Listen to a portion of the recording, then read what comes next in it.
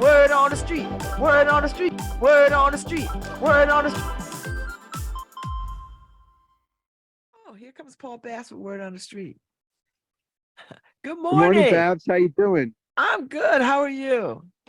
Good. I'm on Nickel Street with somebody who does some of the quiet work every day in New Haven that makes this the kind of city we love. Her name is Pat Tynan, and she's on her way into work at Iris. I see she got her Dunkin' Donuts, and that's Babs, our host. Hi, Babs. Hi, how are How's your you? day going? Oh, listen, it's good now that I get to see you and hear what you do. Okay. So, Pat, what's the word on the street? What are you up to today? So, as Paul said, I am a employee at Iris. I'm specifically an employment specialist, so I'm going to help people find jobs, particularly refugees, asylees, and so I work with employers and I work with our clients every day. And Iris is the group Integrated Refugee and Immigration Services, Correct. which is sort of a national leader.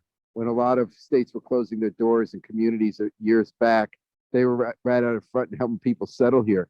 So, Pat, how did your day start? Like, what did you do when you got up this morning? So when I got up this morning, I got organized. I brought my big, I'm a paper girl, so I have a lot of piece notes in here. I see you got a Cole Haan. Yes, What is my daughter works there, so I got a good deal on it. So Oh, I need the hookup. I need the hookup. I love Yeah, Kohan.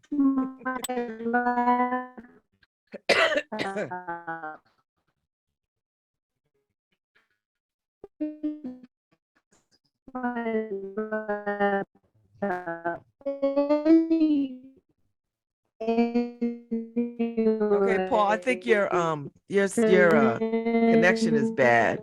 I went to Dunkin' Donuts to get my day started. and what do you get at Dunkin'? So this is a large. With the connection. Okay, it's better Oh, boy. now, but I'm sorry. I So you didn't. can hear us? You can hear I us? hear you now. I couldn't hear what she talked about because it dragged out. So So Pat said she got up at 5 in the morning and had calf. So on her way in, she got decaf, I guess, not to be turbocharged. That's right. Is our connection okay now, Babs? yeah, it's fine. Yes. Yeah. So now, how do you come? You got up at 5 o'clock if you come to work at 9:30. Well, because I like to ease into the day. I listen to NPR. I mean, silly business, but I mean, I like to know what's happening in the world. So, and I just ease into the day, get organized, and come to work. Do you have other parts of your routine when you get up besides this in NPR? Do you meditate? Do you have breakfast? Okay, so normally I do my routine of lifting weights, sit ups, things like that. I try to be very diligent about that because I just turned 65 and I'm trying to maintain at this point. Did you do it today? I did not, Tell me about that. only because we have visitors here at Iris, so I really did some preparation work instead. Now, the whole idea, I know that because, I'm in the same decade as you are, and so a lot of people in my life, and I'm not one of these people, but some of these people really feel it's so important to have that exercise routine, and I admire it.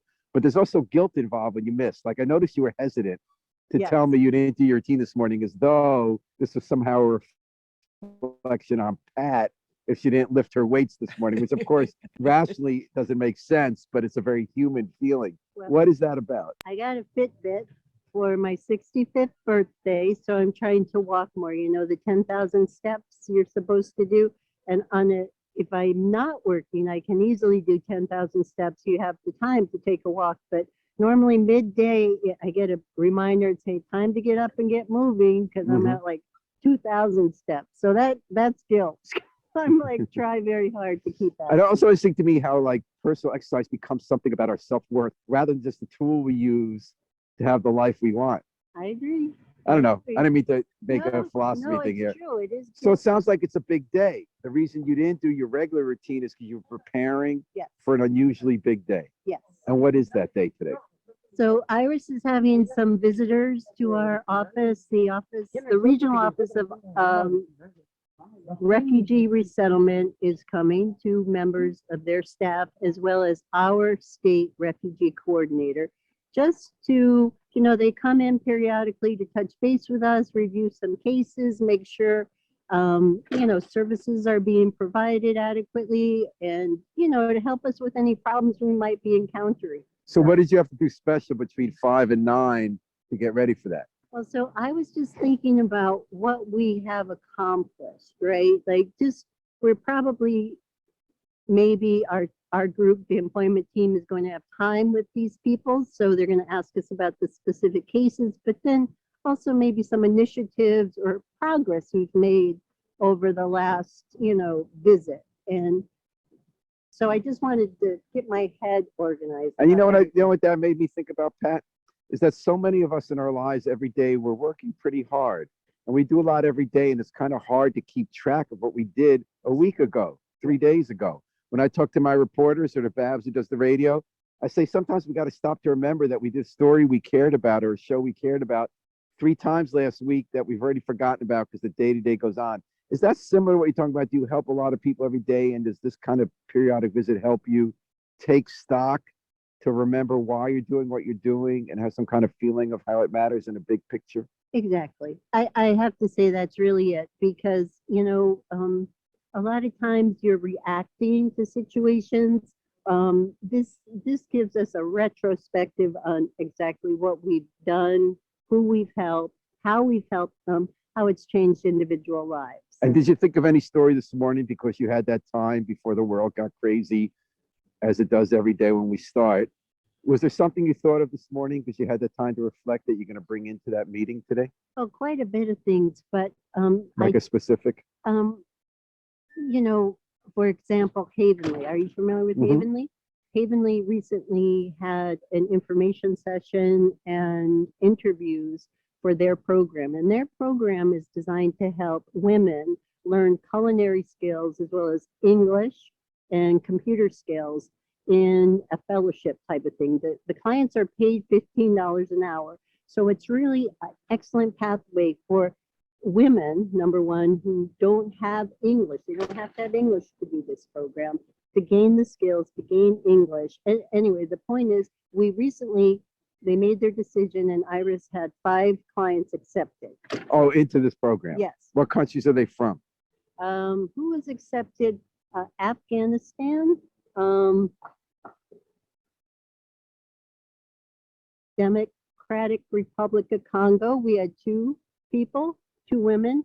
Afghanistan, I want to say there's somebody else from. Can I remind our listeners what that is? So Havenly's that place on Temple Street. Correct. It's a restaurant, which is really good, by the way. We go there, a lot of Middle Eastern food, but it's also a place where refugees who are coming to New Haven get a chance to develop careers. As Pat said, they get paid to learn they work there. Yes. They make food, they learn how to go into the food business, but also how to go into business. Right. And how to operate. I think they also get accounting help and things like Yes. that. Yep. And Financial literacy. So Pat, Yeah. your job is to help people find jobs. Yes. So what do you do on a typical day if it weren't today?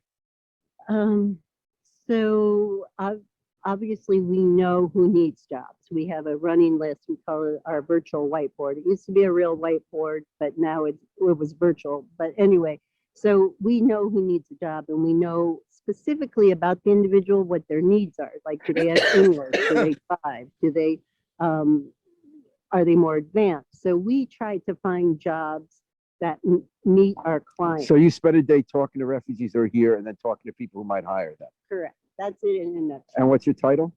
Employment specialist. And how many people at a time are you working with?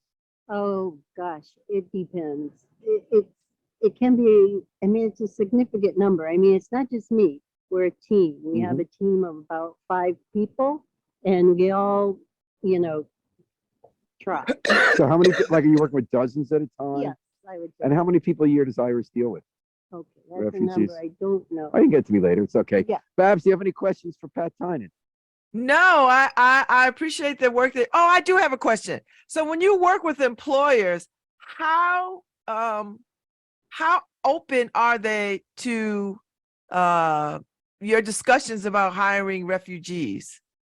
So we have good relationships with several employers in the New Haven area. So I would say, for the most part, employers are open to working with refugees. The thing is, what becomes what we call a barrier, if you will, is English language learning. But we partner very closely with New Haven Adult Ed to make sure our clients are enrolled in English class.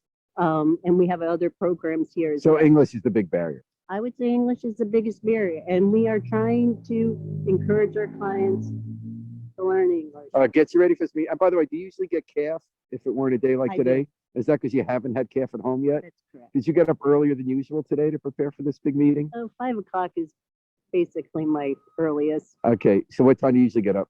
Oh, 5 o'clock. Oh, you do? Okay. Yeah. And just quickly, could you give me an example of a few people you've in the past months gotten jobs where with your team? Like not the name of the person, but a person from such and such country got a job doing what at what employer?